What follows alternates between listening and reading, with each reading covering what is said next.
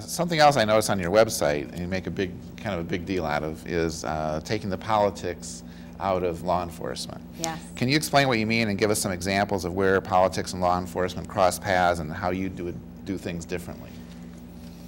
You know, it's unfortunate, and I've heard many officers across the state talk about the reason that they didn't get hired in a sheriff's office is because it's too political. I mean, right now, our current sheriff, less than 2 years ago, ran for U.S. Senate. He's publicly made comments to the press and Lansing State Journal that he wants to run for governor in 2010.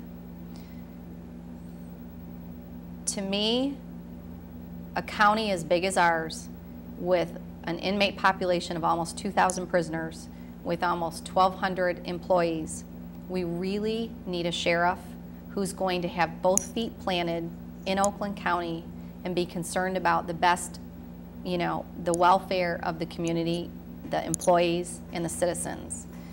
And I think that this current administration it's gotten so bad that officers, good law enforcement officers, are leaving the department and going elsewhere because they don't feel like they can get a fair shake in a promotional process. That if they, you know, don't donate to political functions or stand behind, you know, financially this current administration, that they don't move forward, and that's unfortunate. The other issue is there's a huge rift between the deputy sheriff's union right now and the top administration, and the deputies haven't had a contract in over 5 years. And I really believe that the reason that the contract negotiation has been stagnant, the sheriff has not sat one time down with the union president or the county to try to get this contract moved forward, because it's to the point where if you hold the administration accountable, they're upset. They've never really had a union that's held them accountable.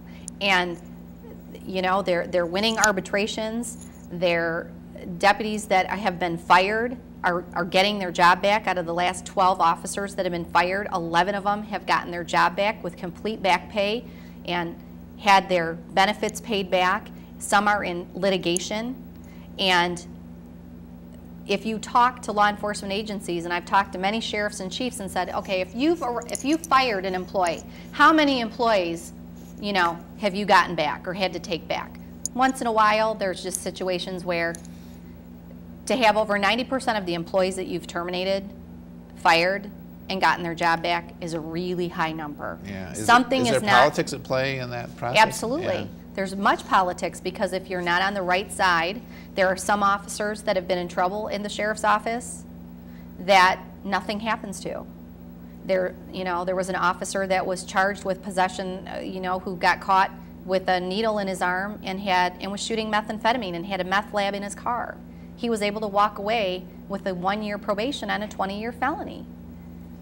If that was somebody that I pulled over on the street, I would guarantee you that person would not be walking away with a meth lab, a working meth lab, on probation. It wouldn't happen. Is his name on your opponent's campaign donor list? Or? Well, and I'm not going to say, I'm just going to say that there's a lot of connections with the county, with the family, and there has been. And whether that's true or not, but there's a lot of speculation. And I know that I would, as an investigator, never stand for the fact that, I mean, the current sheriff went in front of the county and they did a special talk about methamphetamine in Michigan, and was touted that there has never been a meth lab in this county. Well, it was one of his deputies. There absolutely has been a meth lab in this county.